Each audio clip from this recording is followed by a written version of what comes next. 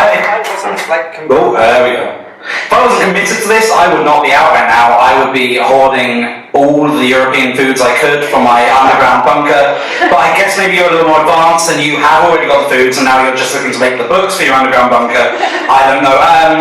Yeah, this is weird for me because so I looked at sort of what was going to happen. I looked at what was going to happen and I figured that I was going to look really bad because we've had sort of a lot of non-fiction focus here and all of it, even the Nicolas Cage stuff, is going to make this look like trash. But that kind of works because what I'm looking at here, I kind of realised that, I say kind of, this is going to look really stupid, non-fiction, it's the documentary of books. And books sort of hit first, so I feel like, but who watches more reads more books than they watch TV? And it's weird, and then I was standing in front of all this, and if we go through, if we look at what we've had so far, we've had history books, and you can translate those over very easily. So Simon Schmar walking through a field, and you can look at popular science books, and you've got Brian Cox grinning like an inane whatever he is. He's something, he's not human.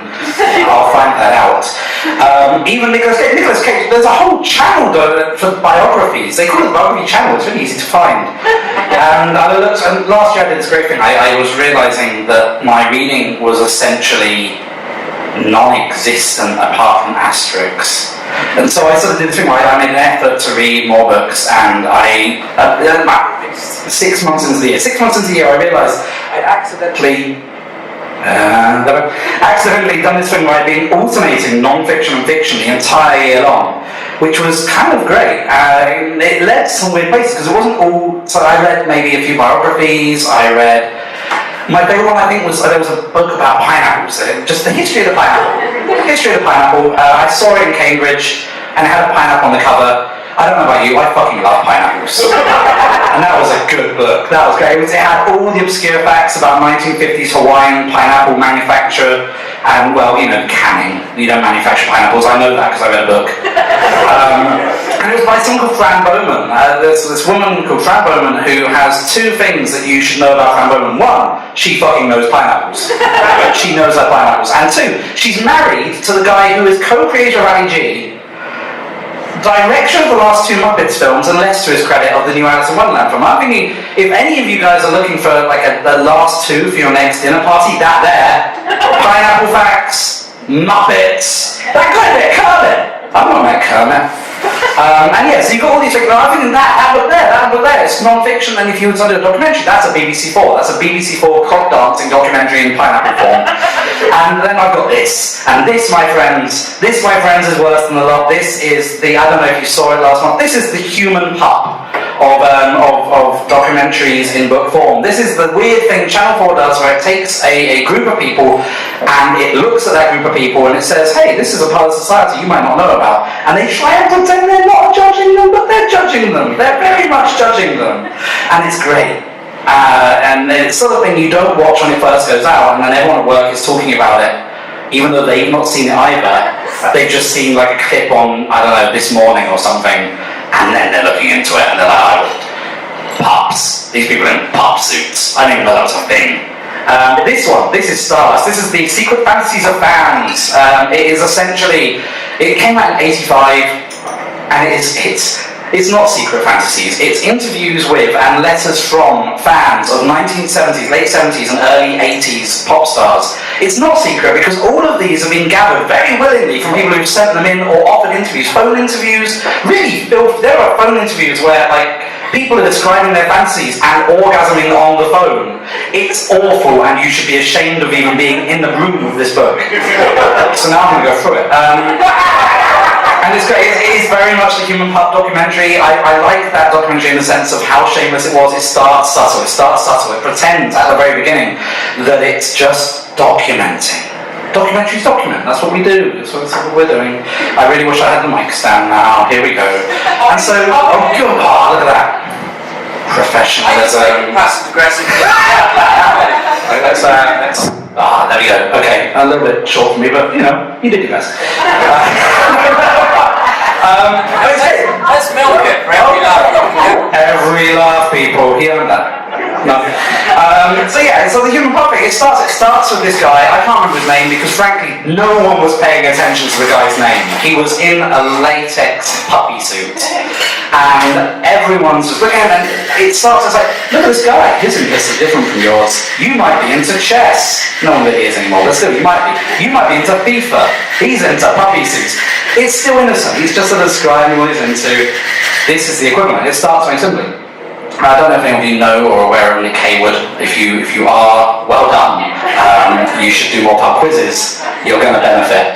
Nick Haywood was a pop star of questionable ilk in the 80s. He was also in a band called Haircut 100. Fantastic name. One of the better band names. There we go. Dear Nick Haywood. Dear Nick, you may think this is a schoolgirl crush, but I assure you it is not. As I am nearly 16. Just a little bit of innocence. I mean, there's a lot of innocence. But it's great because they take their innocence really hardcore. Like, it develops, it goes big. So the next one I marked out here, and this is my preparation, is essentially post-it notes on Nick can work. But the next one here, Jane, this is Jane. This is an interview. I'm not going to read the whole interview because, frankly, you don't deserve it. Not that you don't work for it, but you deserve better. Jane starts, and I love this. Jane starts, there was a program on TV about what would happen if there was a nuclear war. And I think if a nuclear war did happen, I'd be thinking, is Boy George safe?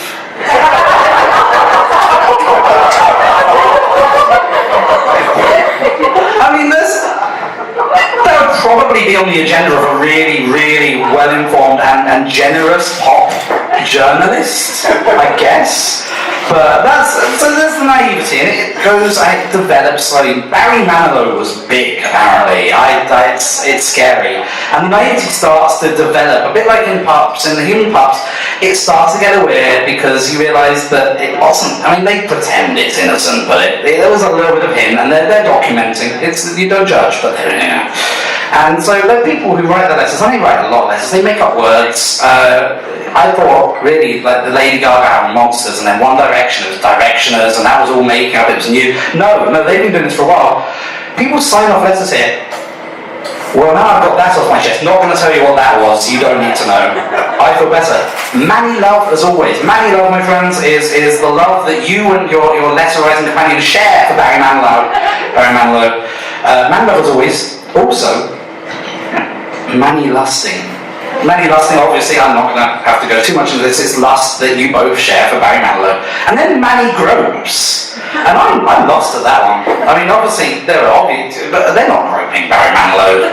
Are they? I don't know. And then Manny legs. So you sign off with Manny legs. And this is the thing. It gets slowly, and then the pups thing. The pups thing did this great thing when I was watching it, and they introduced, the guy is single, and they say, he keeps his dog suit at his friend Rachel's house. And immediately everyone's like, whoa, hey Rachel, hi, what's going on? Rachel who keeps a fully grown man's latex pup suit in her house, but has no mention of a relationship. What? Rachel? At that point, I turned to my girlfriend at that point and said, can we now just get the documentary on Rachel? Because that's the more interesting human story here. Obviously, it turned out that she had been his partner before it all came out with the pop stuff, and then she didn't really want to be with him, but she loved him, and it was a very sad thing. It was a really genuinely sad thing if you cared about it whatsoever, which most people, and especially not the documentary makers, did. So this develops similarly. Barry Manilow has a great, terrifying thing, and it develops very sinister, very quick. There's a bit here. I'm trying to remember the name of this woman. They give the names, and sometimes at the end they give a little bit. It's like, oh, there we are, Rosie. Rosie is 43. It says here. I don't know why that's necessary. Sometimes it'll say Susan is 23. Her mother is a civil servant. So Rosie here says, one day my friend Hillary said to me, Rosie, I should have got the name from that bit.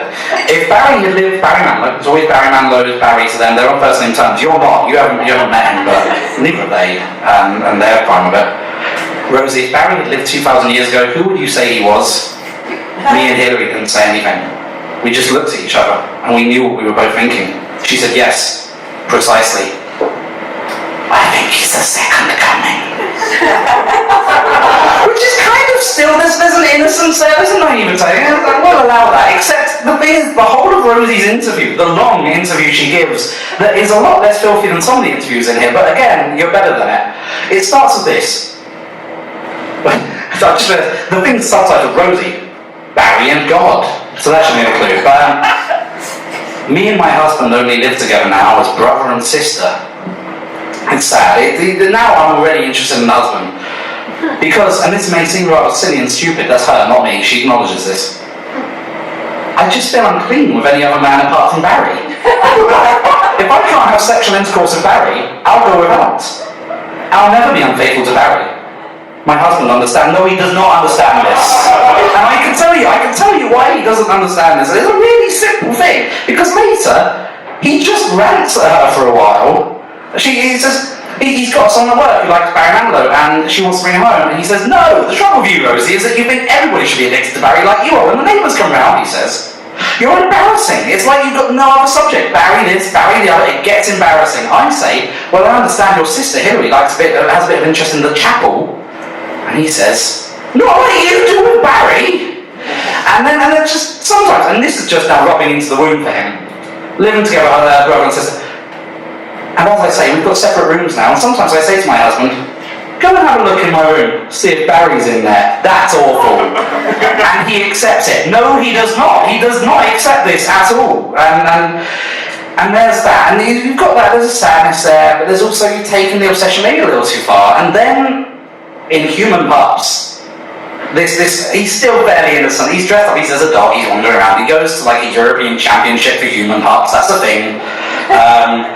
Worryingly and really distressingly for all of us, the audience numbers at the Human Pup convention is significantly larger than we've got, and that concerns me on multiple levels. But they go there, and they're just no more latex. People are like crawling around, balls out on the floor, smelling each other's asses, and it's just gone to a level of filth. Lillian takes it too far here. Lillian's subtitle is Spanking Boy George. And it starts, I always enjoy pop stars in physical pain. I should let you know, there is stuff in here I am really avoiding. There are pages I skip because it felt in a modern world, it's just awful. This is one of them. And so she imagines pop stars in pain, you think maybe it's called Spanking Boy George, she's just imagining a bit of BDSM with Boy George, it's fine. It's a little misunderstood in terms of the gender interests, but that's okay. It was the 80s, no one really understood that yet. She doesn't. She imagines him as a child.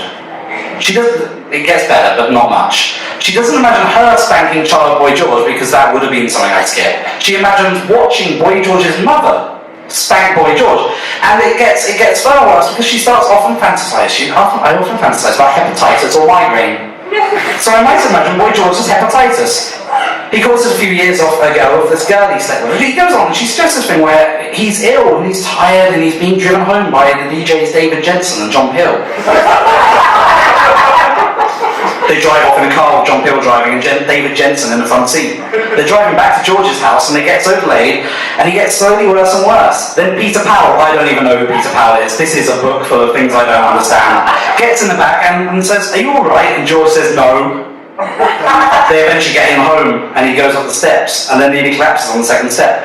So Peter Powell gets out to help him. Sometimes I extend it, so George goes into his house and lies on the settee, and John Peel pops in for some reason and sort of half ignores him.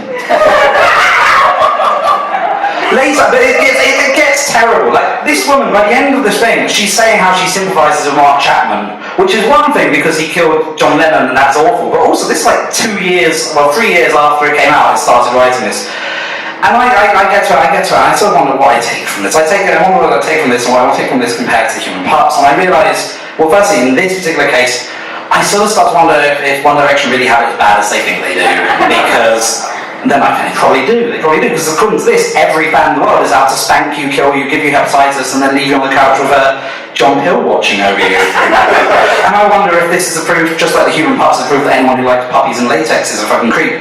I wonder if this is proof that all people who like music should be shot and killed because they are otherwise going to do it themselves to the musician they love. And then I kind of realise, wait, no, maybe not. Maybe this is just like all the other documentaries.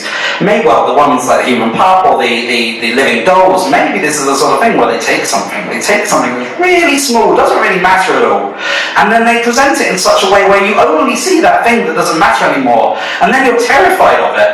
And then you make really bad decisions and you just assume that everyone's like that.